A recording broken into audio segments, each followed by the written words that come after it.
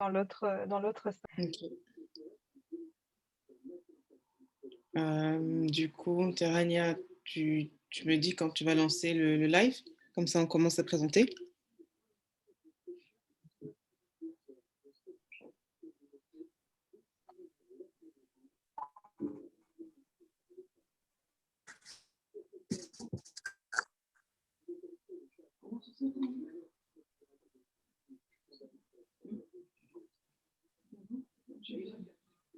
I think we're live.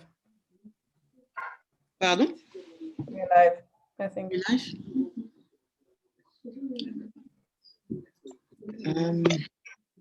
C'est live?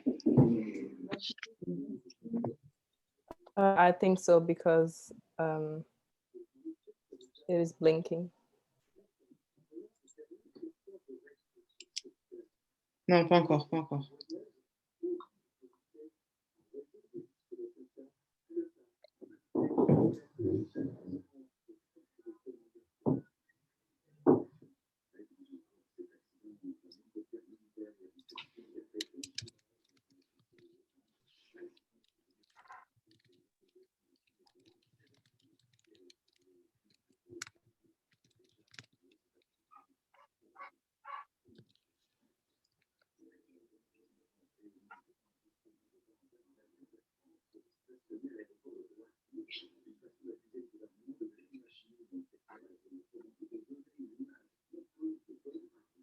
Ok.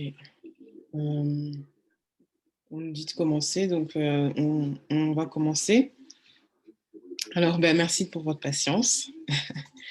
Donc ce soir, c'est le début en fait du mois de mars, et le mois de mars s'illustre par la fête de la femme. Et donc avec Congo Excellence, on a décidé d'organiser ce forum durant lequel nous allons parler de sujets d'actualité concernant la femme congolaise au travers de différents domaines. Donc je m'appelle Patricia Ntagoma et je serai votre host avec ma collègue Naomi Wumba. Et nous avons ce soir donc deux grands hosts. Deux grands guests. Donc, notre premier guest est le docteur Aziza Suleiman. Aziza Suleiman est titulaire d'un diplôme en médecine, chirurgie et accouchement et d'un master en santé publique. Le docteur Aziza a travaillé avec le Fonds des Nations Unies pour la population pendant 4 ans en tant que chargée du programme de genre. Elle s'occupait entre autres de la stratégie nationale de lutte contre les violences sexuelles, de divers protocoles de prise en charge et de la mise en place de cadres de concertation avec les parties prenantes sur la question des violences basées sur le genre. Depuis 2012, elle travaille avec la coopération suisse, donc dans la région des Grands Lacs en Afrique, où elle est coordinatrice adjointe au programme de psychosocial régional. Elle travaille principalement avec les organisations nationales et internationales dans le domaine de la santé reproductive et des VBG, donc violences basées sur le genre. Elle est également mère de 3 enfants. Docteur Aziza, bonsoir. Bonsoir. Peut-être rajouter que depuis 2016, je suis en fait la coordinatrice.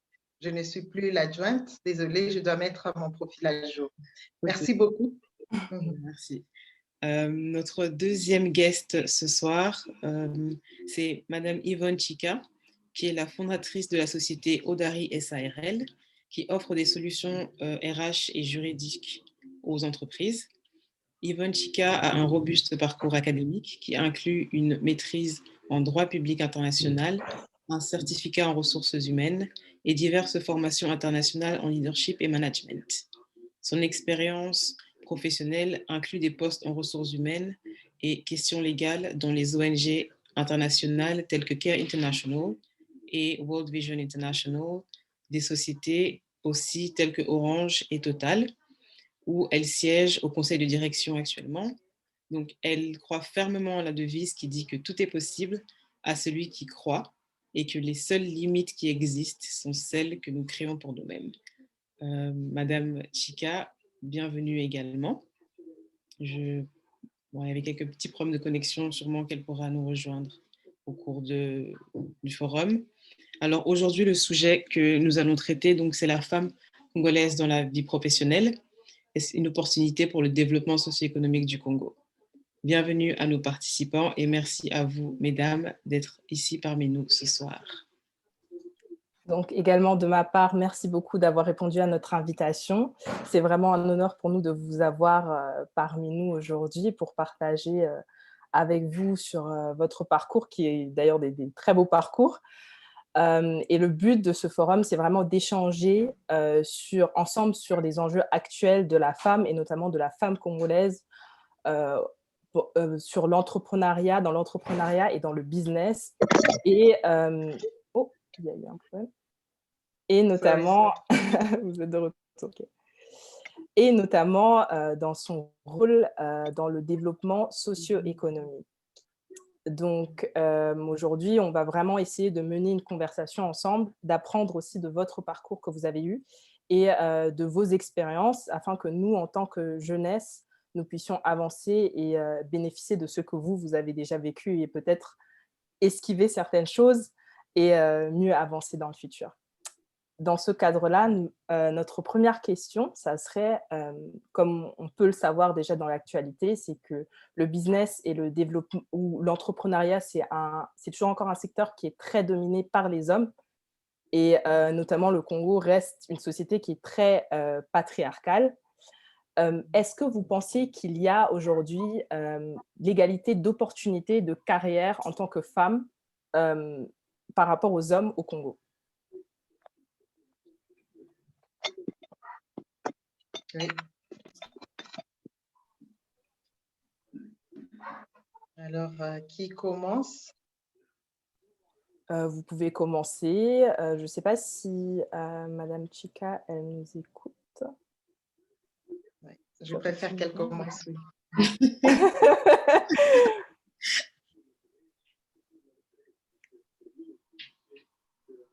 Ah, d'accord. Elle n'est pas encore là. Alors, je pense que avant même d'entrer au niveau de l'entrepreneuriat et tout ça, ce serait bien de brosser un petit peu les tableaux de ce qui se passe au Congo en matière de genre. D'abord, commençons par nous féliciter qu'il y a un ministère de genre, qu'il y a un ministère qui a le genre dans ses attributions.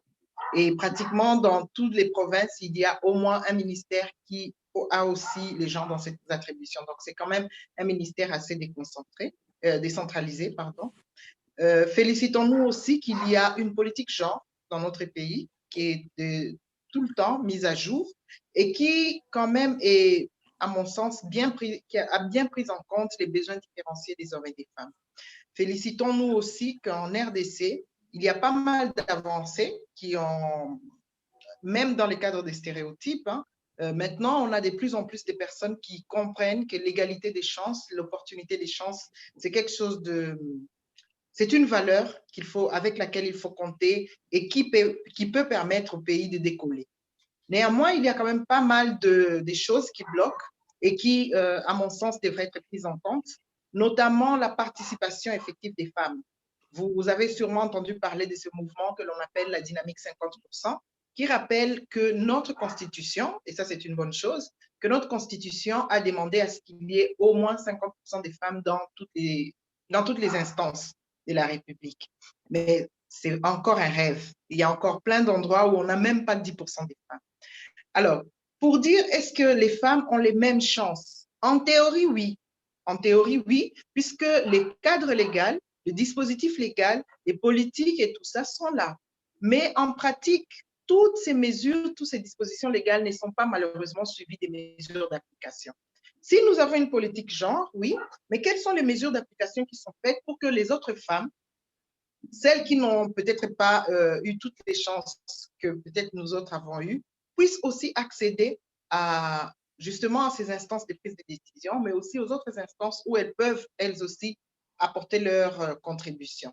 Donc, les mesures d'accompagnement n'existent pas. Le cadre légal est là, il n'y a pas de mesures d'accompagnement. Il n'y a pas non plus des structures fonctionnelles par rapport à ça. Si nous comparons, par exemple, avec les autres pays dans la région, que ce soit même ici au Burundi où je vis, il existe des fonds de microcrédit, par exemple, fonds de microcrédit rural pour les femmes, où les dispositifs ont été mis en place pour justement aider les femmes, et nous allons le voir pourquoi, à ce qu'elles accèdent à des crédits qui sont faits pour elles. Quand je dis qu'ils sont faits pour elles, je vais revenir un petit peu en arrière, c'est que lorsqu'on parle de toutes ces questions économiques ou bien de l'entrepreneuriat ou tout ce qui a trait aux finances, on a souvent l'impression que c'est un monde qui est assez androcentré, c'est-à-dire qu'il est centré sur l'homme. Et parfois même, quand on monte un peu plus haut, c'est l'homme occidental. Donc, toute l'économie est centrée sur un homme occidental blanc et qui fait de l'entrepreneuriat un petit peu comme ça a été décrit dans des grandes universités, peut-être Oxford ou Harvard. Mais ce n'est pas vrai. Ce n'est pas vrai parce que l'économie peut aussi être féministe. Dans quel sens? Dans ce sens où les femmes font de l'entrepreneuriat en tant que femmes et avec certaines caractéristiques féminines. La plupart, par exemple, dans nos contrées, les femmes sont dans l'informel. Mais malgré qu'elles sont dans l'informel, bien qu'elles soient dans l'informel, elles arrivent quand même à produire quelque chose. Comment capitaliser ça? Ça, c'est un défi. Donc, pour revenir à la question, je pense qu'il y a encore pas mal de barrières, notamment le cadre légal étant là, il n'y a pas de mesures d'accompagnement, mais il n'y a pas non plus des structures qui encadrent les femmes en s'épanchant sur leurs besoins différenciés. Et ça, c'est vraiment très difficile. Et je ne vais pas non plus occulter le fait que dans la population en général, il suffit de poser des questions sur les connaissances, les attitudes et les pratiques. Il y a encore pas mal de préjugés qui concentrent ou qui veulent que les femmes restent dans un seul rôle stéréotypé, qui est celui de s'occuper de l'intérieur, de la famille, d'être mieux on s'occupe de sa famille, plus on est discrète, moins on est visible à l'extérieur, alors on a le qualificatif de bonne femme. Alors, ces préjugés-là aussi freinent beaucoup de choses puisque dès la naissance, on apprend à la jeune fille à avoir ces bonnes valeurs qui sont la discrétion, être toute petite, être un annexe de quelque chose de complet, à savoir le mari. Elle n'est qu'un annexe et c'est très difficile de surpasser un certain nombre de préjugés. Voilà pourquoi je peux dire que même si le cadre légal est là, il y a pas mal de défis au niveau de l'application, mais aussi des obstacles socio-communautaires qui font qu'il y a très peu de jeunes femmes qui peuvent évoluer dans l'entrepreneuriat.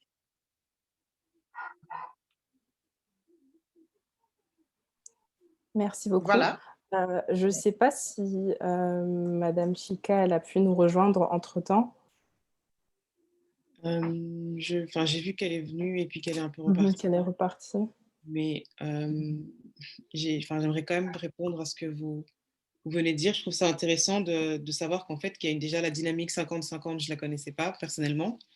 Donc, c'est encourageant en fait de savoir que théoriquement, on a pensé à nous et que il y a des règles et des lois donc, qui ont été érigées pour nous.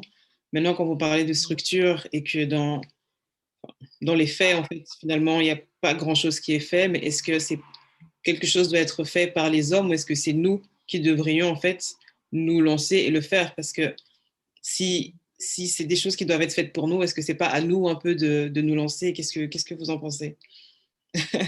Je trouve que c'est une très bonne question et c'est une très bonne piste de réflexion parce que pour pouvoir s'attaquer à un problème, il faut absolument d'abord connaître les diagnostics et puis savoir qui va faire quoi. Alors, il faut d'abord oublier la théorie selon laquelle c'est un combat entre les hommes et les femmes et que les femmes, elles ont tel problème et les hommes, eh bien, c'est eux qui gèrent tout, qui gagnent tout. Ça, il faut d'abord oublier. Qu'est-ce qui se passe en réalité? Nous sommes dans un système qui a formaté les uns et les autres de manière à agir d'une telle manière. Parce que, pourquoi? Parce que, à un moment, le système dans lequel nous évoluons, c'est-à-dire notre société, a pensé que lorsqu'on est femme, eh bien, on doit avoir que certains rôles. Et ce sont des rôles, entre guillemets, internes à la maison. Et lorsqu'on est homme, indépendamment de tout ce qu'on peut faire, avant même d'avoir montré quoi que ce soit comme compétence à la naissance, eh bien, automatiquement, on vous donne ce genre de caractéristiques et des responsabilités et des rôles. Donc, nous sommes dans des boîtes où c'est très difficile de se sortir. Donc, nous avons d'abord un problème systémique. Et ce problème systémique va engendrer tout un ensemble de clichés, des préjugés, des façons de se comporter qui font qu'à un certain moment, lorsqu'on arrive à l'âge adulte, ben les femmes, elles sont plus préparées pour certains rôles que pour d'autres. Et lorsqu'elles essayent d'enfreindre ces cadres-là, eh bien, elles se retrouvent peut-être stigmatisées, éjectées. Et c'est la même chose pour les hommes. Est-ce que c'est facile pour un homme de décider d'être un homme au foyer, au Congo? comment est-ce qu'on va le prendre et que sa femme décide d'être une entrepreneur, comment est-ce que ça va être pris? Donc, la première chose sur laquelle je voulais insister, c'est que nous sommes dans un système, c'est un problème systémique. Et pour casser ça, nous devons avoir justement ces cadres, non seulement les lois, mais aussi travailler sur les préjugés, sur les questions des rôles. Et je suis très contente de voir qu'il y a des jeunes femmes qui décident aujourd'hui de parler de ça pour qu'elles puissent mettre en avant peut-être d'autres femmes ou elles-mêmes en ce qui concerne justement elles sont hors cliché. Les femmes peuvent entreprendre et les choses peuvent avancer. Voilà. Commençons déjà par parler de ça. Commençons par avancer. En deuxième lieu, quand on voit système, avec d'un côté les cadres légaux pour bousculer les choses, les normes, des conscientisations, que les gens prennent conscience de ça, nous avons maintenant les rôles des familles. Les rôles des familles est très important parce que c'est dans la famille où l'on acquiert les premières compétences, où l'on acquiert un certain nombre de confiance en soi, des compétences de vie courante. Qu'est-ce qui se passe quand chaque fois que le garçon va jouer au ballon et qu'il revient avec sa culotte sale, on demande à la fille d'arrêter de réviser pour pouvoir laver cette culotte sale de son frère. Et quand elle refuse, on dit, mais qu'est-ce que tu vas faire chez ton mari? Comment ça se passera chez ton mari? On commence le formatage à partir de là. Donc, les familles aussi doivent être conscientisées parce qu'on peut avoir toutes les lois qu'on veut, on peut avoir tous les cadres qu'on veut, on peut même prendre une famille et la mettre peut-être dans un milieu où il y a tout ça, mais tant que la famille elle-même n'a pas encore pris conscience que certaines choses doivent changer, eh bien là, ça devient un problème. Donc, les familles doivent être sensibilisées et même s'il y a quelques conscientisations, quelques séances de sensibilisation, surtout dans le domaine éducatif, on a fait ça, eh bien, à partir de là, lorsque les familles seront sensibilisées, les choses vont avancer.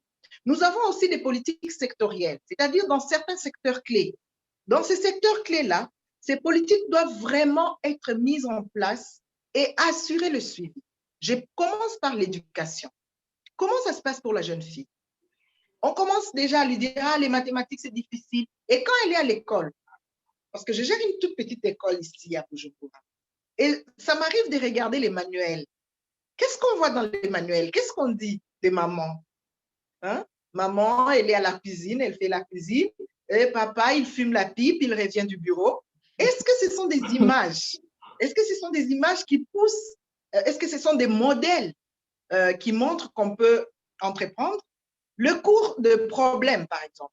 Lorsque les enfants lisent des problèmes, qu'est-ce qu'on dit dans les problèmes? Monsieur tel a vendu 50 arts et qu'il doit diviser ses arts en ceci et là. Mais madame telle vend des tomates au marché. Vous voyez les stéréotypes? Et donc, la femme, elle vend des petites choses dans l'informel, des tomates au marché. Le monsieur, il a peut-être des terres, des biens fonciers et tout ça. Donc, attention à ces genres de stéréotypes. Donc, il y a certaines politiques sectorielles qui doivent aussi changer, que ce soit à l'école primaire, que ce soit à l'école secondaire, où on encourage les filles à faire de la coupe et couture. Hein, ça, c'est sympa, c'est mignon. Aller plutôt dans certains domaines comme ça, où on est plutôt assujetti à quelqu'un d'autre qui doit réfléchir, et c'est aux garçons de faire la maths physique, peut-être de faire l'économie à l'université, la médecine et tout ça. Et on encourage les filles plutôt à faire du social, à des stéréotypes. Ça ne peut pas aller. Donc, ces politiques sectorielles, surtout, j'insiste sur l'éducation, doivent changer. Après, il y a bien sûr l'individuel. L'individuel, je vais commencer par les hommes pour finir par les femmes parce que les femmes, c'est tout. Les hommes doivent faire un peu de place. Les hommes doivent faire un peu de place. Je sais que nous sommes en train de travailler justement sur l'engagement des hommes et des garçons dans la promotion de l'égalité des sexes. D'abord, la première chose, comme je l'ai dit, les hommes, ce n'est pas les ennemis des femmes. Les hommes, ce n'est pas les adversaires des femmes. Non. Mais il y a quand même pas mal d'hommes, heureusement, ça se réduit de moins en moins, il y a quand même pas mal d'hommes qui considèrent que des femmes comme des potentielles concurrentes et qui ne sont pas d'accord avec ça. Ce n'est pas parce qu'ils sont mauvais ou méchants, c'est le formatage aussi. Ils ont été formatés comme ça. Moi, j'ai un collègue avec qui on discutait et qui disait, ah, moi, je sais écrire des projets, mais je ne sais pas faire une omelette. Et je ne me vois pas, moi, à mon âge, 40, 50 ans, commencer à apprendre à faire une omelette. Mais s'il a appris à écrire un programme ou un projet, pourquoi il n'apprendrait pas à faire une omelette? Et il dit, je pense que je peux même dormir affamé sans faire l'omelette. Donc, pour dire qu'il y a ce formatage-là, mais il y a moyen aussi aux hommes de faire un petit peu de la place pour les femmes. Et j'ai insisté là-dessus parce que les hommes disent les femmes doivent se battre comme nous. Les femmes doivent faire exactement pareil comme nous. Mais est-ce qu'elles ont été préparées comme nous? Est-ce que ce sont les mêmes valeurs qui les guident? Ce n'est pas évident. C'est pas évident. Maintenant, nous arrivons aux femmes elles-mêmes. Rien n'est donné. Il n'y a pas de cadeau. On dit toujours, pour avoir quelque chose, il faut se battre. Et pour les femmes, il faut se battre 2 fois plus parce qu'on a toujours tendance à attendre plus des femmes. Vous avez suivi, il y a quelque chose qui est passé dernièrement. C'est une dame qui travaille, je pense, à la SONAS, qui a fait une vidéo, je pense, et il y a eu quelques fautes de français, mais il fallait voir le tollé que ça a fait sur les réseaux sociaux. Et je me demande si c'est la première personne au Congo qui fait des fautes de français. Est-ce qu'il n'y a pas d'autres hommes qui font des fautes de français? Et comment est-ce que ça se passait? Quand moi, on m'a envoyé la vidéo, on m'a dit, ah, vous les femmes, vous voulez des postes, mais regardez comment vous vous comportez. J'étais choquée qu'on puisse dire ça. Est-ce que moi, je prends un monsieur qui fait des fautes de français, est-ce que je peux l'envoyer à un ami en disant, ah, vous les hommes, voyez comment vous parlez français quand vous êtes au poste décisionnel? Ce n'est pas vrai. Donc, pour conclure qu'effectivement, il y a des efforts que les femmes doivent faire et les efforts sont doubles. D'abord, de dépasser tout ce formatage qu'on a eu depuis l'enfance qui vous dit que vous n'êtes qu'une annexe de quelqu'un de complet et donc il faut dépasser ça. Deuxièmement, encore faire plus d'efforts parce que les femmes, on les regarde encore plus à la loupe, on n'a pas trop confiance en elles et on est plus regardant avec elles. Donc oui, malheureusement, les femmes doivent aussi surtout travailler. Voilà, c'est ce que je peux dire pour cette question. D'accord, merci beaucoup. Je suis absolument d'accord sur tout ce que vous avez dit, notamment sur le fait que le formatage commence dès le plus jeune âge. En fait, on voit déjà, il y a des rôles qui sont attitrés aux petites filles. Voilà, il y en a une qui est à la cuisine, on joue à papa, maman, papa fait ci, maman fait ça, toi, tu t'occupes des enfants, on donne, ça se voit même, on nous donne des poupées, on nous donne des choses qui sont déjà des petites manières de nous dire que oui, plus tard, toi, tu t'occuperas de la maison, tu as ton rôle attitré et tu ne sors pas de ce rôle.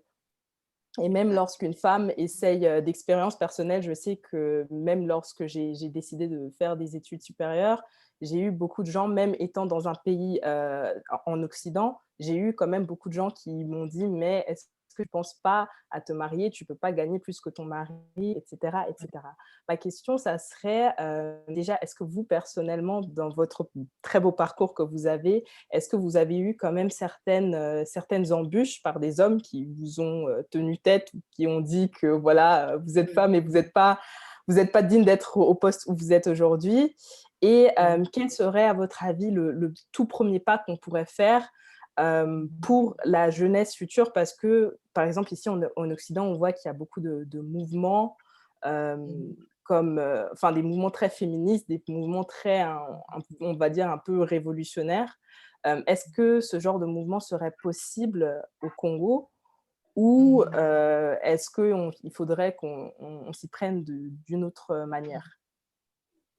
D'accord, c'est une très bonne question. D'abord, pour revenir à moi-même, moi, j'ai eu la chance d'avoir des parents très, très supportifs qui m'ont beaucoup soutenue. Et j'ai eu aussi la chance d'avoir une famille où quand même beaucoup de gens étaient en faveur de l'opportunité pour tous, égalité des chances. Donc ça, c'est une faveur que moi, j'ai compris quand j'étais à l'université. J'ai eu aussi la chance d'avoir pas mal d'amis, hommes comme femmes, qui ont cru en moi, qui ont toujours poussé. D'ailleurs, ça c'est une anecdote qui m'a fait beaucoup plaisir et qui m'a émue, c'est que j'ai été élue patriote en or par 107 personnes que je ne connais même pas dans ma ville d'origine, c'est-à-dire à Bukavu. Et ça m'a fait plaisir. Donc, pour dire qu'il n'y a pas que les embûches, il y a vraiment beaucoup de gens qui nous aident.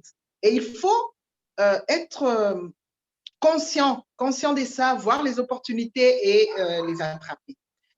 Mais il y a quand même des gens qui sont, comme je l'ai dit, qui ont des craintes, surtout qui viennent de leur propre parcours, qui n'ont pas encore été en face des femmes ou des situations où il faut faire confiance aux femmes. Et pour ces personnes-là, heureusement, de moins en moins, qui ne sont pas à l'aise lorsqu'il y a une femme qui est dans un poste décisionnel, qui doit leur dire ceci aussi. Alors, J'ai quelques exemples très malheureux que je n'ai pas envie de raconter ici parce qu'on est quand même là pour donner de l'espoir. Moi, ce que j'ai noté, c'est qu'au début, on commence d'abord par juger les femmes sur base de comment est-ce qu'elles ont mené leur vie. Alors, moi, j'ai 3 enfants, je suis divorcée et la première question, bien que je sois médecin, avec mon master en santé publique et mon diplôme en genre et développement, et qu'on me voit en train de discuter des issues, c'est là, il y a toujours quelqu'un dans la salle qui me dit, oui, mais madame, comment vous faites pour votre vie privée, pour avoir des enfants en bas âge et les missions de terrain et tout ça. Mais cette question n'est jamais posée à mes confrères qui sont hommes.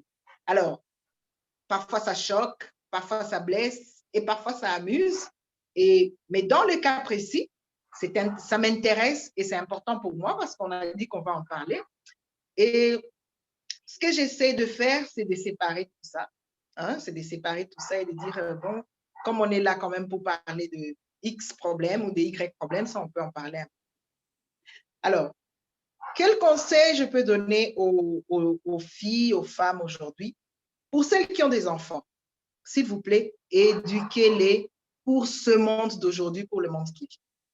Vous ne pouvez pas décider d'enfermer votre fille ou même votre garçon dans une boîte où il va se retrouver d'ici 10, 15, 20 ans dans une situation où il ne peut pas ou bien elle ne peut pas s'en sortir et accepter l'égalité des chances pour elle ou pour les autres. Éduquer les enfants d'une manière qui puisse leur permettre d'accepter cette égalité des chances pour tous, ce respect envers les autres. Ça, c'est d'abord un premier point. Pour les jeunes filles qui sont là, rien n'est perdu. Plutôt, tout est là. Parce que nous avons déjà, comme je l'ai dit, des cadres, que ce soit au Congo ou ailleurs, nous avons des personnes qui, je peux dire, ont évolué dans leur mentalité. Nous avons aussi quelques opportunités, mais qu'il faut renforcer. Donc, moi, je vais demander aux filles et aux femmes de s'unir. J'ai parlé tantôt de la dynamique 50%. Il s'agit d'une dynamique, il s'agit d'un réseau, je peux dire d'un mouvement des femmes qui ont décidé de toujours rappeler l'article 14 de notre Constitution. Et parfois, il y a des jeunes femmes qui viennent les voir en disant, moi, je travaille à tel endroit, mais je ne sais pas comment faire. Elles donnent des conseils. C'est un peu comme des mentors. Ce n'est même pas un mouvement politique ou bien une association ou une ONG. Non, c'est juste un réseau des femmes qui décident de donner de leur temps, parfois de leur argent, pour aider certaines jeunes féministes convaincues, mariées, célibataires, divorcées, etc., comme on peut les cataloguer. Alors, les filles, les femmes, formez-vous. Moi-même qui vous parle, j'ai 43 ans, mais je suis encore sur les bancs de l'école. Je suis encore en train de faire un autre master. Donc, formez-vous, apprenez tout ce qu'il y a à apprendre. En tant que musulmane, nous savons qu'il faut apprendre. S'il faut aller en Chine pour chercher de la connaissance, eh bien, on va y aller. Il faut apprendre. Lisez, apprenez sur l'État, demandez des conseils, appliquez, échouez, échouez encore, rééchouez encore jusqu'au jour où vous allez réussir. Donc, ça, c'est vraiment important. C'est de se former, c'est d'apprendre, c'est d'avoir les compétences qu'il faut. Parce que c'est grâce aux compétences qu'on va s'en sortir. Si vous en sortez en utilisant autre chose, eh bien, sachez qu'un jour, ça va expirer. Mais la compétence n'expire pas. Voilà, ça c'est un deuxième. Un troisième point, toujours pour les jeunes filles, il ne faut pas avoir peur de l'échec. Il ne faut pas avoir peur de l'échec, surtout quand on a autour de 30 ans. Mais c'est l'âge où il faut échouer. Moi, je dis, c'est l'âge où il faut échouer. Faites des expériences, devenez des stagiaires, apprenez, approchez, cherchez-vous des mentors. Maintenant qu'on a Internet, moi, quand j'étais à l'université, il n'y avait pas Internet. Hein. On devait traverser dans des pays voisins pour aller surfer pour $5 pendant 30 minutes. Ce n'est pas possible. Ce n'était pas possible. Mais aujourd'hui, en 2 clics, 3 mouvements, vous pouvez déjà apprendre tous ces MOCC qui sont là. Ouais? Donc, apprenez tout ce que vous pouvez faire. Instruisez-vous et dépassez votre peur. Dépassez votre peur à échouer, rééchouer encore jusqu'au jour où vous allez réussir. Donc, moi, c'est un conseil que je peux donner aux jeunes femmes et profitez de toutes les opportunités. Parce que maintenant, c'est bien vu de travailler avec des femmes. C'est très bien vu. Restez vous-même. Ça, c'est un conseil que je donne toujours à tous. Restez vous-même. Vous n'avez pas à devenir un homme. Vous n'avez pas à devenir un macho ou je ne sais pas. D'ailleurs, ne jouez pas un rôle. Tous les rôles sont déjà pris, sauf le vôtre. Soyez vous-même. Soyez vous-même. Vous avez un talent et confiance en vous. Trouvez-le, découvrez-le. Soyez passionné parce que avant 30 ans ou jusqu'à 35, 40 ans, on est vraiment passionné, on aime ce qu'on est en train de faire et donc faites-le à fond. Soyez vous-même, acceptez de l'être, n'ayez pas honte. Il n'y a pas de honte à être soi-même, du moment qu'on ne fait rien de mal, et faites-le. Donc, c'est un peu ramassé là, ce que je peux dire rapidement, mais je trouve qu'il y a beaucoup plus d'opportunités et il n'y a pas de honte à échouer ou à être soi-même. Il faut travailler là-dessus. Voilà ce que je peux dire pour cette question. Merci beaucoup. Je dois tout d'abord, donc, en fait, Madame Chika, malheureusement, a vraiment de gros soucis avec sa connexion. Donc, je vais profiter du live pour demander à Orange qu'est-ce qui se passe à Kinshasa. Et On alors, se demande tout ce qui se passe. et pour rebondir sur ce dont vous parlez, donc, au niveau du rôle de la famille, en fait, et l'importance que, bon, je ne vais pas parler d'éducation, mais la formation, en fait, finalement, qu'on reçoit quand on est enfant dans la famille. On a parfois l'impression, donc dans l'éducation qu'on reçoit quand on est enfant, vous avez parlé de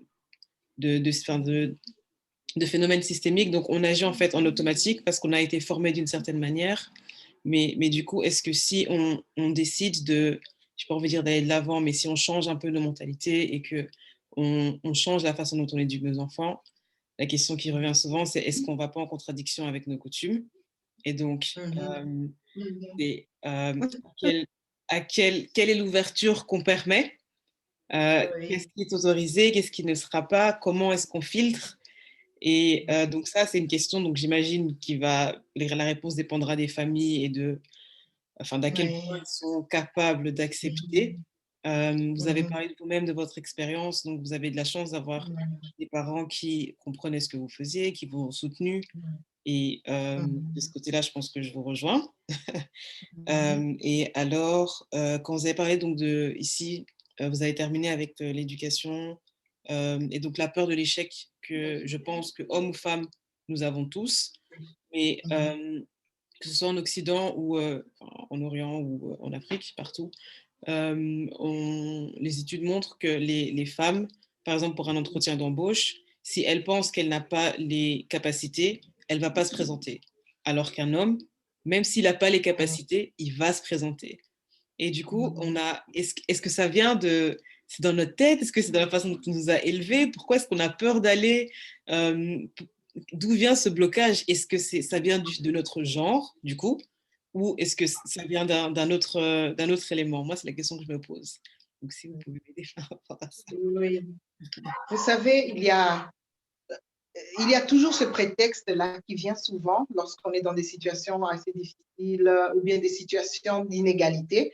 Et souvent, quand les gens manquent d'arguments, il faut vraiment noter ça. Quand les gens manquent d'arguments, ils disent « Ah, c'est notre culture ». Maintenant, c'est le bon moment. Quand on arrive à ce point, moi, je suis contente dans la discussion. Parce que ça veut dire que nous sommes maintenant au bon point. C'est là qu'on va toucher. Qu'est-ce que ça veut dire, la culture? Moi, je porte un pagne aujourd'hui. Je porte un pagne, on dit ça, c'est notre culture. Mais c'est vrai, est-ce qu'il y a 200 ans, il y avait ces pagnes-là au Congo? C'est pas vrai. C'est pas vrai. Alors, au lieu de parler des cultures, des coutumes, moi, je préfère plutôt un autre terme, c'est les pratiques. Les pratiques et les habitudes. Là, c'est bon, parce que les pratiques et les habitudes, c'est des choses qu'on fait, qu'on peut voir. Les croyances, c'est des choses qu'on a dans la tête, parce que je suis convaincue qu'il n'y a aucune religion, aucune coutume qui demande à ce que les gens souffrent. Ou qui dit qu'il y a des gens qui sont complètement inférieurs à d'autres. Je m'excuse. Inférieurs, non.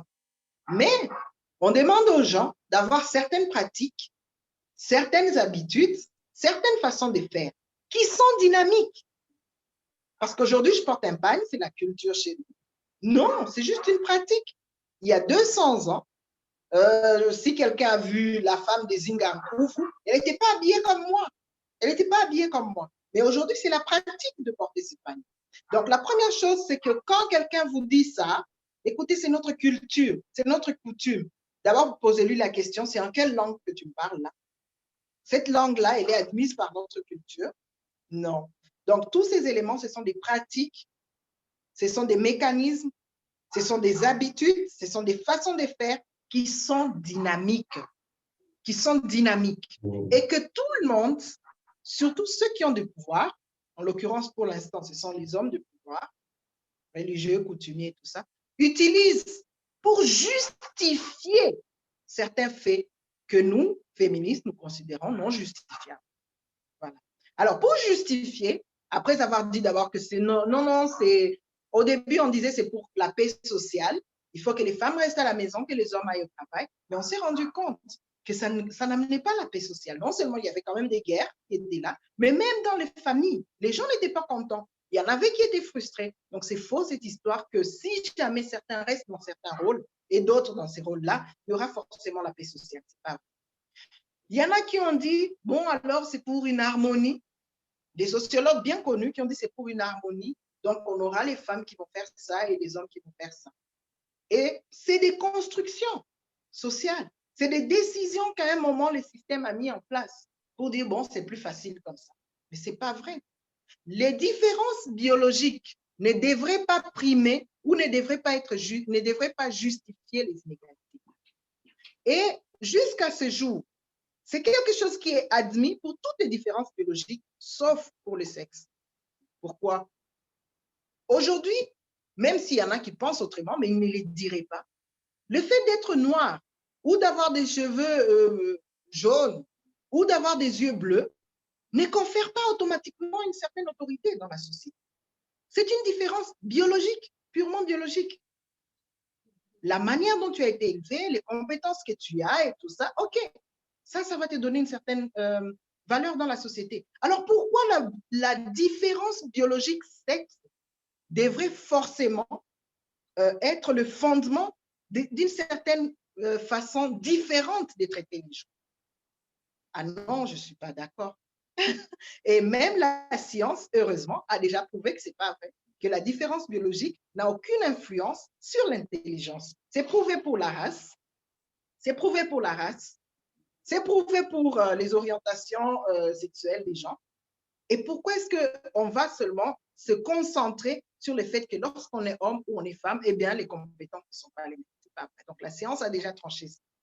Alors, quand les gens parlent de culture, de coutumes, tout ça, il ne faut pas accepter. Il faut dire non, non, non, non. Revenons aux pratiques actuelles, revenons à nos habitudes d'aujourd'hui, revenons à ce que nous faisons habituellement et nous allons voir si c'est ça ou si ce n'est pas ça. Parce que la même personne qui défend une pratique coutumière va encore être la même personne qui sera contre une autre pratique coutumière. Par exemple, les gens sont d'accord pour dire, bon, les femmes devraient rester à la cuisine, mais ce sont les mêmes qui sont d'accord que si une femme a de l'argent, eh bien, il faut qu'elle donne quand même à son mari. Ils vont quand même oublier, ils vont déjà oublier que c'était à l'homme d'aller dans la forêt, chasser, se battre avec un léopard, ramener de la bouffe à la maison. Ah non, ça c'est la coutume, mais c'est une vieille coutume, ça. On ne va pas quand même rentrer à l'âge de la pierre amassée ou taillée. Ah oui? Alors parlons alors des pratiques. Et lorsqu'on parle des pratiques, maintenant on en vient au deuxième point. C'est les principes de base. Sur base de quels principes on va vivre? Quelles sont les pratiques qu'on va accepter et lesquelles pas? Et là, il y a pas mal de choses. Il y en a qui décident d'aller dans la religion et tout ça, mais heureusement, nous sommes tous d'accord pour dire qu'il y a les droits humains. Et ça, c'est les principes de base. C'est les droits humains. En ce qui nous concerne, en RDC, c'est la Constitution. C'est notre Constitution. Voilà, qu'est-ce qu'elle dit? Ben, tout Congolais est égal devant la loi. Nous sommes tous égaux devant la loi. L'article 14 prône la parité, que dans les institutions, notre idéal, c'est d'avoir 50% d'hommes, 50% des femmes, parce que, différemment des animaux, il y a presque une même quantité d'hommes que des femmes, alors que chez les animaux, il y a 10% des mâles et 90% des femelles. Mais chez les humains, ce n'est pas ça. Alors, on a mis en place des systèmes, des principes de base clairs, d'égalité, qui ont des valeurs d'égalité, d'opportunité, des chances et tout ça. Donc, c'est sur base de ça qu'il faut y aller.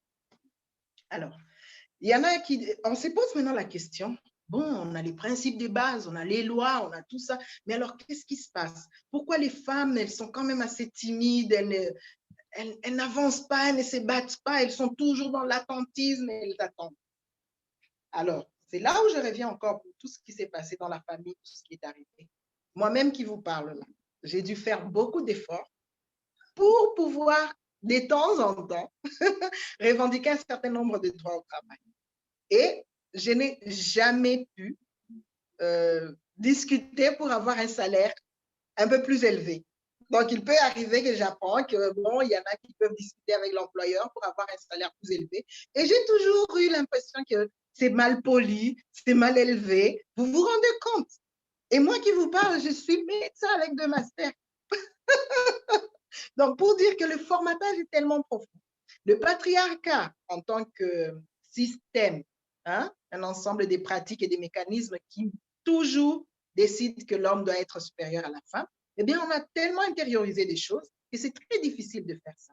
Et lorsqu'une femme dépasse ça, eh bien, on commence à lui coller des surnoms qui, pour les hommes, c'est ambitieux, mais pour les femmes, ça la dévalorise. Carriériste, ambitieuse, qui, lorsque ce sont des qualificatifs au féminin, ben, c'est péjoratif. Voilà. Mais je dis, on ne doit pas s'arrêter sur ça. Moi, je suis déjà un peu plus loin que ma mère, qui est elle-même déjà un peu plus loin que ma grand-mère. Ma grand-mère n'a fait que 4 ans d'études. Ma mère a fait 12 ou 13 ans d'études. Et moi, j'ai fait quand même presque une vingtaine d'années d'études et j'espère que ma fille, ça va être encore plus. Donc, on ne peut pas arrêter le progrès. Tous ceux qui disent 50%, c'est un rêve. Je dis, réveillez-vous. Nous sommes déjà partis. On est à 10, 20, 30, mais ça ne sera plus la même chose qu'avant. Maintenant, nous sommes dans une société qui va de plus en plus respecter les femmes, de plus en plus respecter les besoins des hommes et des femmes différenciés et d'avancer. Alors, je voulais justement revenir sur cette question des besoins différenciés. C'est important à savoir. Il est important de garder quand même cette conscience que nous sommes des femmes et que non seulement biologiquement, mais aussi socialement, notre situation fait que nous avons des besoins autres que ceux des hommes.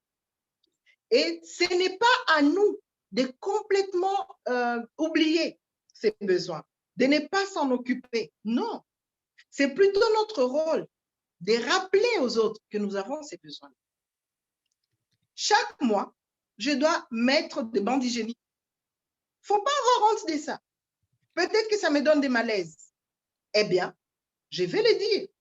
Je ne vais pas avoir honte de mon état de femme. Je vais le dire. J'ai eu 3 enfants. Ça veut dire que j'ai eu au moins 3 grossesses dans ma vie. Et cet état de grossesse biologique fait que je suis dans une situation où je n'ai pas les mêmes performances qu'un homme. Et là, la société pour laquelle je travaille, pour laquelle je vais donner un enfant, doit aussi prendre en compte cela.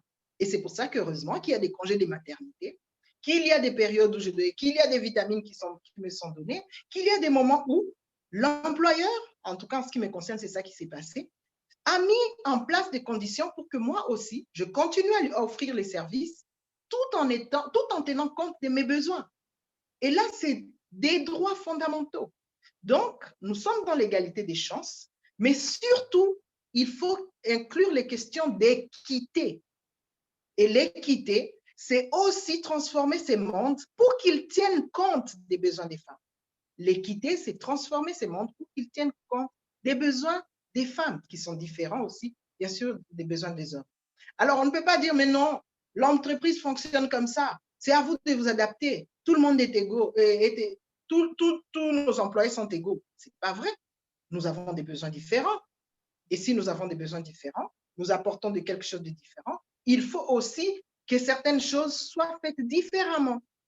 Et ça, ce n'est pas seulement un seul employeur qui peut le faire, c'est tous les systèmes qui doivent changer. Donc, oui, les femmes, c'est vrai que nous avons ça par notre propre nature, entre guillemets, mais je dis que ce n'est pas naturel. Hein? Ça, il faut oublier, parce qu'il y a des femmes combatives. Si c'était naturel, eh bien, il y aurait des femmes qui ne seraient pas ça. Mais comme il y en a, donc ce n'est pas naturel. Nous avons été formatés à penser qu'il y a toujours quelqu'un d'autre qui doit avoir le dernier mot, que nous devrons être soumises que nous devons concilier toujours et que peut-être faire passer nos propres besoins en deuxième, en troisième, en quatrième. Non. Voilà. C'est un peu ce que je peux dire. Donc, pour résumer, c'est la culture, c'est plutôt des pratiques dynamiques. Plutôt, c'est basé sur les pratiques, les habitudes, les us que nous avons et les comparer aux principes de base sur lesquels on s'est entendu. Voilà. Et pour les capacités des hommes et des femmes, eh bien, il faut aussi tenir compte des besoins différenciés. Et ça, ce n'est pas négociable. Ce n'est pas négociable. C'est plutôt que tout le monde se doit s'adapter par rapport à ça.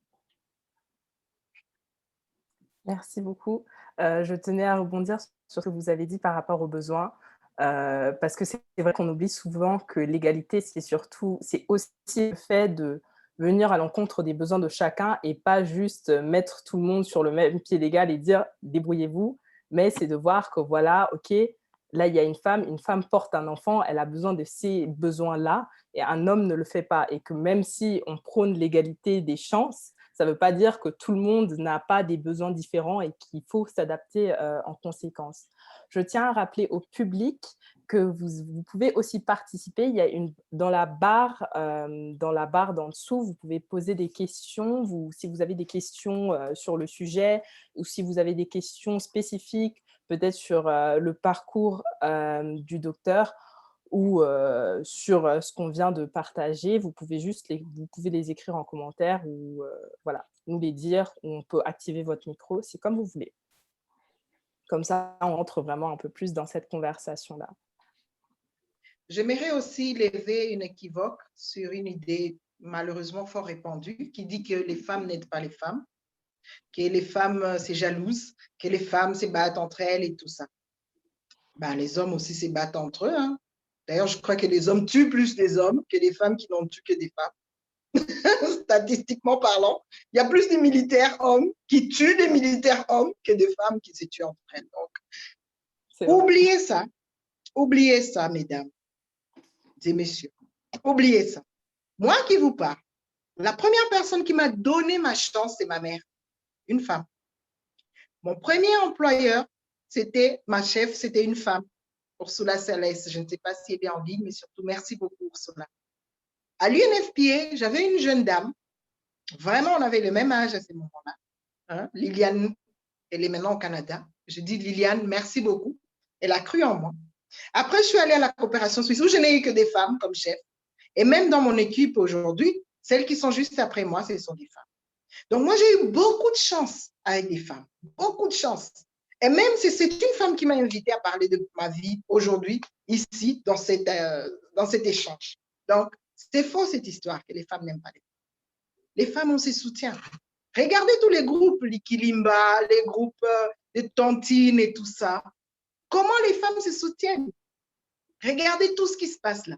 Mais il suffit qu'on puisse seulement avoir un petit souci entre des femmes qui s'échamaillent, ça finit jamais par des tueries, hein, comme ça se passe pour les hommes, parce qu'il faut quand même dire la vérité. Hein. On n'a jamais vu 5000 femmes armées de couteaux courir contre 5000 autres femmes armées de mitraillettes et se tuer. Mais on a déjà vu ça pour les hommes. Hein. Mais on dit qu'eux, ils s'aiment beaucoup. Alors, j'ai dit aux filles et aux femmes, nous nous aimons. Et nous avons de plus en plus d'amour entre nous. Il y a beaucoup de groupes de femmes, il y a beaucoup de groupes de filles, il y a beaucoup de mécanismes qui sont là et qui aident les femmes aussi. Donc, et pour les autres femmes, celles qui sont déjà, entre guillemets, arrivées ou qui ont déjà dépassé au moins certaines étapes, c'est un devoir, ce n'est pas une faveur, c'est un devoir de voir comment mentorer les autres filles. Parce que ce n'est pas facile pour elles. Et je pense qu'il faut que tout le monde se rappelle hein, comment c'était quand tu avais 15 ans, quand tu avais 20 ans. Est-ce que c'était facile? Comment tu t'exprimais devant les gens? Comment tu t'habillais? Quelles sont ces questions que tu avais? Et maintenant, c'est le moment. Quelle chance j'aurais eu, moi, si par exemple, quand je suis allée à l'internat, de trouver une jeune fille qui me parle des questions des règles et des questions de là. Et donc, c'est peut-être le moment pour moi d'en parler aussi à d'autres. Donc, chaque fille, chaque femme où elle est, qu'elle considère qu'elle a des sœurs autour d'elle et qu'elle doit vraiment tout faire pour pouvoir les aider. Il faut bannir ce système qui dit « Ah oui, mais vous êtes plus nombreux que des hommes et vous ne votez jamais. » Ça, c'est un exemple qu'on donne. Au Congo, il y a environ 50% des femmes, 51% des femmes. Et regardez, il n'y a que 10 femmes qui sont dans les postes décisionnels. OK, mais moi, je veux savoir quand même, les femmes qui ont voté, comment ça s'est passé jusqu'à ce qu'on arrive aux élections? Vos propres élections, là, vous en êtes sûr? Vous êtes fiers de ça? Comment ça s'est passé? Donc, c'est un autre débat hein, sur lequel on ne va pas y répondre. Mais j'encourage les filles et les femmes. Et je vous dis que nous, on s'aime plus que les hommes qui s'aiment eux-mêmes. Parce qu'on a beaucoup d'exemples avec toutes ces guerres qu'il y a. Je ne sais pas nous, si nous, les femmes, on peut se faire ce que eux, ils font. Voilà. Nous avons une question ici qui vient d'un membre de Congo Excellence. Alors, Tarani a dit, on parle souvent de mère quand on parle d'une femme, mais quel est le rôle ou l'influence du père? Excusez-moi, petite gestion de la technique ici. Voilà.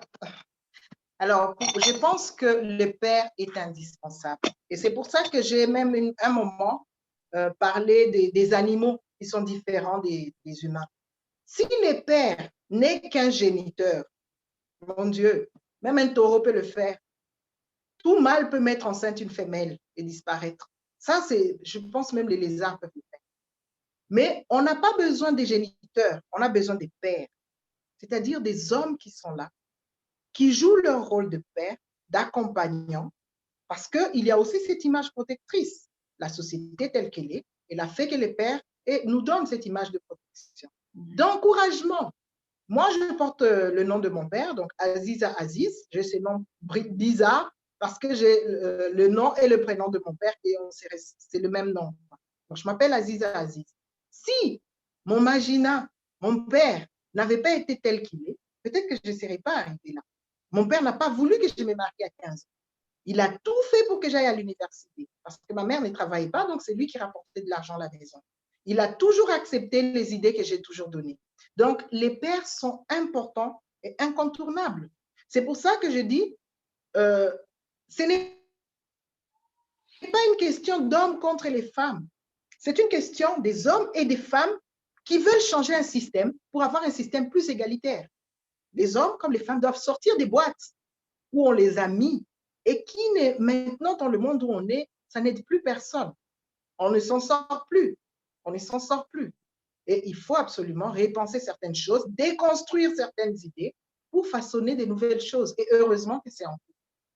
Voilà, donc, bravo à tous les pères qui sont là, qui jouent leur rôle de père.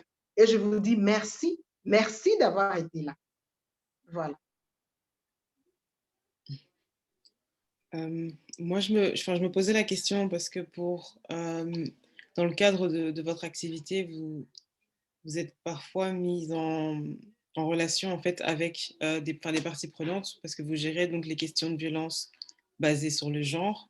Je me demande comment est-ce que vous adressez en fait ces questions. Comment est-ce que quand on est face à des problèmes aussi sérieux, dans votre raisonnement, comment est-ce que vous adressez au fait ces problèmes? Les problèmes des violences sexuelles? Oui. Alors, c'est une question très complexe, effectivement. D'abord, ce qu'il faut savoir, c'est que la question de violence sexuelle, c'est une question très douloureuse. C'est une question très douloureuse parce que lorsque une personne, femme ou homme, parce que ça arrive aussi, même si c'est rare, mais ça arrive, est agressée sexuellement, violée, ce n'est pas seulement son corps qui est violé ou qui est touché. C'est beaucoup de choses. C'est beaucoup de choses. Bien sûr, c'est une intrusion dans son intimité. Il y a aussi tous ces côtés psychologiques. Il y a tout ce que, comme je vous ai dit, on a des rôles dans la société, il y a des statuts qu'on nous donne. Et malheureusement, nous sommes dans une zone, ou bien dans une région où la pratique, pour ne pas dire la culture ou la coutume, mais la pratique, c'est qu'une femme, lorsqu'elle a eu une relation sexuelle avec un homme, consentie ou pas, elle appartient à cet homme-là. Et donc, il y a tous ces statuts sociaux qui est aussi compromis. Donc, c'est à divers niveaux, psychologiques, sociaux, des conséquences médicales, physiques et tout ça, qui sont compromis, et parfois même spirituels, parce qu'on s'est dit, pourquoi Dieu a permis ça? Ça peut même déboucher sur d'autres questions comme avoir un enfant. Alors, lorsqu'on décide de s'attaquer ou de lutter contre les violences sexuelles et basées sur le genre, il faut d'abord savoir sous quel angle on va travailler. Dans notre domaine, en tout cas moi, je travaille surtout dans le cadre de la prévention, la protection, mais aussi l'offre de prise en charge médicale et psychologique. Mais il y a beaucoup d'autres angles d'attaque qui sont très, très importants. Par exemple, le plaidoyer.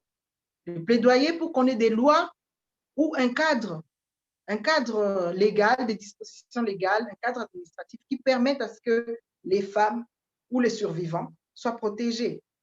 Il y a aussi un autre angle qui est non des moindres, c'est la conscientisation communautaire. Nous travaillons beaucoup avec des approches communautaires parce que nous avons aussi remarqué que dans les pratiques coutumières, dans les pratiques et les habitudes, il y a aussi certaines choses qui sont faites en faveur de la protection des femmes, en faveur de la protection des enfants. Et nous recourons à ces bonnes pratiques, à ces bonnes habitudes qui étaient là pour pouvoir protéger les femmes et les enfants dans des communautés, surtout comme chez nous, en conflit. Alors, il y a aussi toutes ces questions des facteurs favorisants. Par exemple, chez nous, quand je dis chez nous, c'est dans la région des Grands Lacs, hein, où il y a eu beaucoup de conflits. Le corps des femmes était vraiment considéré comme un espace de guerre. C'est-à-dire qu'il y avait les envahisseurs qui venaient, puisqu'ils ne pouvaient pas tuer leurs homologues hommes. Ils disaient pour bien les mater, pour bien montrer notre supériorité, ben on va violer les femmes. Et des préférences au vu et au su de tout le monde. Et lorsque ces bandits partaient, qu'il y avait peut-être une autre armée ou une autre rébellion qui venait, c'était encore le même principe. On dit, ah, mais pourquoi ces femmes ne sont pas parties? Les hommes qui ont couché avec vous, entre guillemets, eh bien, vous êtes devenus leurs épouses. Maintenant, nous aussi, on va le faire. Donc, les femmes ont payé un lourd tribut pendant ces périodes de conflit, pendant les périodes de génocide, que ce soit au Rwanda, que ce soit celui qui se passe au Congo, que ce soit celui qui s'est passé ici au Burundi. Donc, pendant toutes ces périodes-là, les femmes ont payé un lourd tribut. Et c'est très important maintenant de travailler aussi sur la communauté, sur des questions de cohésion, sur des questions de traitement du passé. Parce que la violence n'est pas un acte fortuit. Ça aussi, c'est quelque chose à comprendre. Qu'est-ce que la violence? C'est une relation négative qui circule. Et lorsqu'on a des incidents, c'est simplement la manifestation de cette relation négative qui est là, qui provient des vécus des gens, qui provient de certaines pratiques qui sont là, qui provient d'un certain mécanisme de fonctionnement. Et on doit travailler sur tout ça. Alors moi, je ne vais pas dire que je travaille sur tout, mais notre angle d'attaque, parce que je suis médecin et que je travaille dans la santé communautaire, c'est plutôt de ce côté-là, l'offre de prise en charge, mais aussi des mécanismes de protection et de prévention. Alors, c'est important quand même à dire, hein, ce n'est pas parce que quelqu'un a été agressé sexuellement que finalement tout est joué, que son destin c'est fichu pour elle et tout ça. Non, non. Je connais beaucoup de femmes qui ont survécu au traumatisme et qui ont transformé toute cette peine en motivation pour aider les autres. Beaucoup de femmes, beaucoup. Certaines qui n'ont même peut-être pas de téléphone ou qui ne seront jamais connues du grand public, mais qui ont décidé quand même de travailler avec d'autres femmes. Il y a une femme qui est morte à Goma, elle est déjà décédée, c'est Maman Massika. Je pense que beaucoup la connaissent, qui ont travaillé dans la lutte contre les violences sexuelles. Et il fallait voir, quand elle racontait son histoire, comment elle avait été agressée sexuellement 3 fois par 3 types de rébellions différentes. Mais elle a décidé de transformer cette peine en une motivation pour aider d'autres personnes. Elle a recueilli des orphelines, elle a travaillé avec elles, elle a travaillé avec l'hôpital Il Africa pour lequel elle a beaucoup fait des plaidoyers et c'est devenu un grand hôpital dans la région qui accueille des femmes victimes de violences ou survivantes de violences. Il y a d'autres personnes qui ne sont pas peut-être eux-mêmes survivantes de violences, mais qui ont vu cette souffrance et qui ont décidé de transformer cette souffrance qu'ils ressentaient en eux comme un levier pour combattre. Et là, je parle de notre confrère, l'éminent docteur Mukwege, qu'on ne peut pas manquer de citer dans la région. Il appartient même plus maintenant seulement au Congo, il appartient à tout le monde. Donc, lorsque on a survécu soi-même ou bien lorsqu'on a travaillé, lorsqu'on a été en contact, lorsqu'on a ressenti cette douleur, il y a plusieurs façons de réagir, mais je pense qu'il est possible, et c'est de plus en plus vécu par beaucoup de gens, il est possible de transformer cette colère, cette souffrance en motivation positive pour pouvoir aider les autres et mettre tout en œuvre pour que ça ne continue plus et que ça ne se répète plus. Voilà un peu les différents angles sous lesquels les personnes peuvent travailler pour lutter contre la violence sexuelle et basée sur le genre. Merci beaucoup.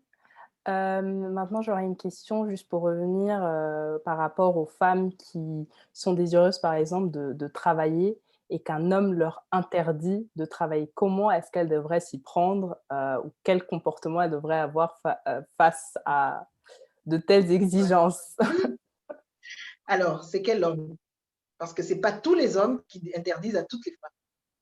Si c'est l'époux, oui, estimons que c'est l'époux. Oui. L'époux, hein? C'est l'époux. Voilà. Parce que bon, si c'est le voisin, tu lui fais un coucou et tu pars. Hein? Oui, si c'est le voisin, tu lui fais un coucou et tu pars. Tu dis, OK, on se revoit à midi, mon frère. Mais l'époux, effectivement, il y a des liens que vous avez. Il y a des accords que vous avez. Et moi, je vais demander aux femmes de ne pas attendre ce moment-là, de ne pas attendre quand on va vous dire ne travaille pas. Hein? Aux jeunes filles qui veulent s'engager avec un homme, ben réfléchissez avec quel type d'homme vous voulez vous engager. Il n'y a rien, bon, c'est vrai, je l'ai dit au début, moi je suis divorcée, mais je pense qu'il n'y a rien de plus beau sur cette terre que l'amour. Voilà, il n'y a rien de plus beau que l'amour. Parce que si on définit un petit peu l'amour, eh bien, c'est deux personnes, et je parle de l'amour entre un homme et une femme, dans le sens de deux personnes qui décident de vivre ensemble, eh bien, c'est quelque chose de tellement joli, de tellement beau et de tellement gratifiant qu'on ne peut être qu'avec une personne qui nous veut du bien. Voilà. Et avant d'arriver à toutes ces étapes, des sentiments, des émotions et tout ça, je pense qu'il y a des accords avec lesquels on s'est rencontrés. Ou si on s'est rencontrés à l'université, parce qu'au moins, l'époux voit qu'il est en face d'une jeune femme qui est en train d'acquérir des compétences qu'elle mettra au moins en œuvre quelque part. Donc, c'est très important déjà, au début, d'annoncer les couleurs et d'informer sur ses rêves, sur ses réalisations, sur ce qu'on veut, et aussi de voir dans quelle mesure cette personne va être votre moitié. Ce n'est pas seulement vous qui êtes la moitié de l'homme. L'homme aussi, il est à moitié. Tu vois? Est-ce que cette moitié-là, elle vous complète vraiment? Est-ce qu'elle vous pousse vraiment à aller de l'avant? Est-ce qu'elle complète? Est-ce qu'elle vous soutient dans ce que vous faites? Ça, c'est important.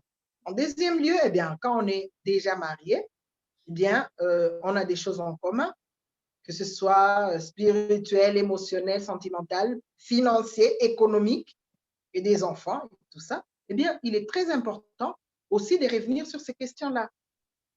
Moi, je ne sais pas s'il y a au monde un être humain qui n'aime pas la facile. Je ne sais pas. Je pense que quelque part, tous les humains aiment bien la facile. Donc, je ne vois pas si on me dit, bon, écoute, Aziz, on va te donner 500 millions de dollars et tu seras là juste à zapper sur Netflix ou sur WhatsApp. Et quand tu bosses seulement quand tu en as besoin. Peut-être que je vais être tentée. Alors, si on ne m'offre pas ça, mais après on me dit non, tu n'as même pas le droit de ramener de l'argent ici. Ah, ça ne va pas marcher. Hein. Ça ne va pas marcher. Donc, je pense qu'il y a quand même des choses sur lesquelles il faut revenir, des évidences, et mettre les gens devant leurs responsabilités. Je ne suis pas partisane du bras de fer, hein, parce que ça ne sert à rien. Après, c'est beaucoup d'énergie perdue, c'est émotionnellement trop lourd à supporter. Mais je suis pour le dialogue. Pourquoi est-ce que quelqu'un qui a investi tant d'années, tant d'énergie dans des études ne devrait pas rendre à la société un peu de ce que la société ou la famille lui a donné? Voilà. Et est-ce que ce n'est pas un peu égoïste qu'une personne avec un cerveau qui a tellement emmagasiné de connaissances se limite seulement à servir un seul être humain sur cette planète? Est-ce que ce n'est pas un peu trop égoïste? Qu'est-ce qui va se passer quand ce seul et unique être humain va mourir? Qu'est-ce qui va se passer? Voilà, est-ce qu'on n'a pas de devoir envers la communauté? Est-ce qu'on n'a pas de devoir envers sa famille? Ne fût-ce que ça, avant même de parler des questions de finances. Voilà, donc on n'est pas des animaux, on est plutôt des êtres pensants, des êtres qui doivent être utiles. Et ça, c'est tant pour les hommes que pour les femmes. Donc, avant même qu'on arrive à te dire ne travaille pas, je pense qu'il faut travailler déjà sur ça avant même de t'engager. Et lorsqu'on s'engage, toujours renouveler.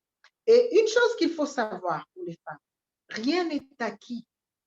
Absolument rien n'est acquis. Il ne faut pas penser que parce que tous les droits sont là, eh bien, si on croise les bras, eh bien, ça va continuer comme ça. Ce n'est pas vrai. Il y a des pays où il y avait des droits et puis les droits ont arrêté. les droits ont reculé. Des pays où on avait la contraception, les droits sexuels et reproductifs, eh bien, avec le Covid, ces droits ont reculé. J'entendais dernièrement en Pologne où on parlait des droits sur des questions vraiment essentielles de santé sexuelle et reproductive, que maintenant, pendant que tout le monde rêvait, se battait contre la Covid, ben, le Parlement a voté je ne sais plus quelle loi là. Et les femmes se sont retrouvées dans une situation où les lois ont reculé. Des pays en Afrique discutent encore sur la validation de la polygamie. Vous vous rendez compte, et on est en 2021. Donc, si vous ne faites pas attention, si vous ne revendiquez pas vos droits, et si vous ne rappelez pas les milestones tout le temps, si vous ne fêtez pas le 8 mars pour rappeler, parce que c'est ça aussi l'importance du 8 mars, pour rappeler les avancées et ce qui reste à faire, ben, un jour, on va tous se retrouver peut-être un peu plus en arrière. Regardez l'Afghanistan. Si vous voyez les droits des femmes en Afghanistan dans les années 70, et si vous voyez les femmes d'aujourd'hui, ben c'est le nord et le sud. Hein. C'est le nord et le sud. Voilà. On arrive en fait en fin de soirée, enfin en fin de forum. Et avant de terminer, donc, je voudrais rappeler donc, la question qui était un peu donc, sur la femme congolaise dans la vie professionnelle. Et en fait, est-ce que c'est une opportunité pour le développement socio-économique du Congo? Donc par rapport à ça et par rapport à la discussion qu'on vient d'avoir, comment est-ce que lorsque la femme congolaise se met au travail, elle peut alors participer à ce développement et peut-être des pistes sur comment est-ce qu'on peut participer à notre façon en fait au développement de notre très cher pays. Bien sûr. D'abord, il faut rappeler que nous représentons un peu plus de 50% de la population congolaise, que les femmes, elles vivent un peu plus longtemps que les hommes, de 2 ans. Lorsque vous regardez les statistiques en RDC, les hommes, l'âge moyen, c'est 48 ans, les femmes, c'est 50 ans. Donc, vous ne pouvez pas prendre la moitié de la population, la mettre au garage, celle qui vit le plus longtemps en plus, et dire que vous allez vous développer. C'est comme vous coupez un pied et vous imaginez que vous allez gagner, je ne sais pas moi, une course ou quelque chose. Ça ne marche pas. Autant on a besoin du pied droit et du pied gauche, avec une chaussure droite et une chaussure gauche, bien sûr, autant on a besoin des hommes et des femmes dans notre pays. Deuxièmement, c'est très important à savoir, cette moitié de la population a quelque chose à donner qu'il faut valoriser. Qui sont dans les champs? Qui sont dans les marchés? Toutes ces questions informelles. Allez dans n'importe quel marché en RDC. Regardez qui vendent du pain, qui vendent à manger, qui vendent des tomates, qui vendent de l'huile. Ce sont les mamans. Ça, je vous l'ai dit. Et on n'a pas besoin de lire un rapport, de faire un PhD sur ça. On se promène et on le voit. Regardez les frontières terrestres. On a fermé plusieurs frontières terrestres suite à la situation Covid, mais il faut voir comment les familles ont souffert. Le rapport genre lui-même de notre pays reconnaît que les femmes sont les premières pourvoyeuses des aliments dans les ménages. Ce n'est pas les hommes, malheureusement, c'est les femmes. Et moi, je vous l'ai dit par expérience, ça fait 16 ans que je travaille dans le domaine du genre. Lorsque vous investissez de l'argent dans une femme, c'est comme si vous l'avez donné aussi aux enfants et à la famille. Ça va arriver.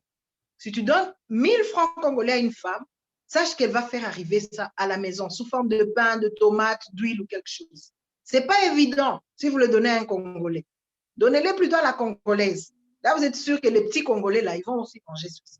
Donc, ce n'est pas pour dire que, voilà, les hommes, ils font rien. Ils font beaucoup. Hein, ils font beaucoup. Et nous les respectons, nous acceptons. Mais qu'ils se laissent aider maintenant. Qu'ils se laissent aider. Nous avons des indicateurs qui font peur chez nous. En tout ce qui concerne l'IDH, nous avons des indicateurs qui font peur. Et jusque-là, ce sont les hommes qui ont toujours géré ça. Avec leurs propres méthodes, avec leur propre façon de faire. C'est peut-être le moment de se poser ce genre de questions, de se dire comment est-ce qu'on va faire? Est-ce qu'on continue sur cette lancée ou on commence autre chose? En ce qui concerne l'entrepreneuriat, mais aller dans les marchés, tout ce qui est informel, pour l'instant, même si on ne peut pas le formaliser, mais exploitons déjà ça, valorisons déjà ça. Moi, je me demande, c'est que je ne suis pas économiste, et c'est un petit peu dommage que nous n'ayons pas Mme Chika avec nous parce que j'avais quelques questions à lui poser.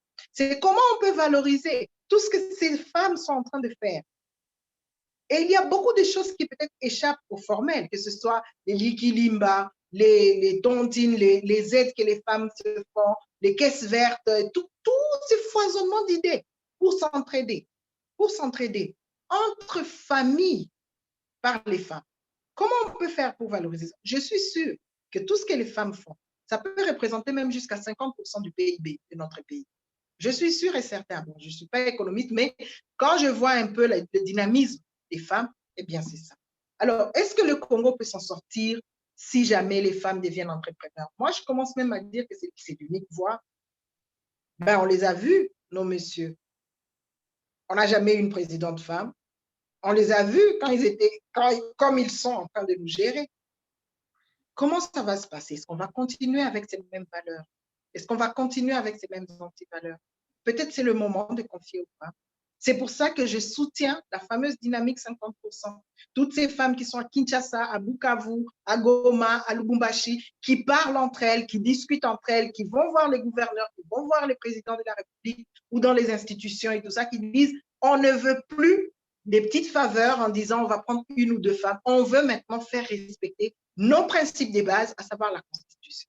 Donc oui, c'est une des voies incontournables parce que nos principes de base, qui sont par exemple les objectifs de développement du millénaire, disent qu'on ne peut pas se développer si on n'a pas des femmes aux instances de décision, si on ne prend pas en compte les besoins des femmes, la moitié active de la population. Voilà, c'est ça. C'est mon point de vue qui est soutenu par beaucoup d'autres textes, par beaucoup de scientifiques et par nos principes de base, que ce soit au niveau international avec les objectifs du développement durable ou par nos propres principes de base, la Constitution. Voilà, on n'invente rien. Merci. Merci beaucoup. Alors, on a un commentaire qui s'adresse, je pense, à vous personnellement, de Madame Mouché-Guéra. Je pense que c'est la mère de notre fondatrice qui dit « Bravo Aziza pour ton travail. Même en Occident, le combat des femmes n'est pas gagné. » Ah oui, ah oui. Le combat n'est pas gagné. Le combat n'est pas gagné, malheureusement. Et c'est ce que je disais, il ne faut pas dormir. Il ne faut pas s'endormir sur nos lauriers. Non. On a d'autres types de défis. On a d'autres types de défis. Bien sûr qu'on soit en Occident, afroféministe et tout ça, mais voilà. Alors, c'est Bilou, mais bien sûr que je la connais. Bonjour Bilou, merci d'être là.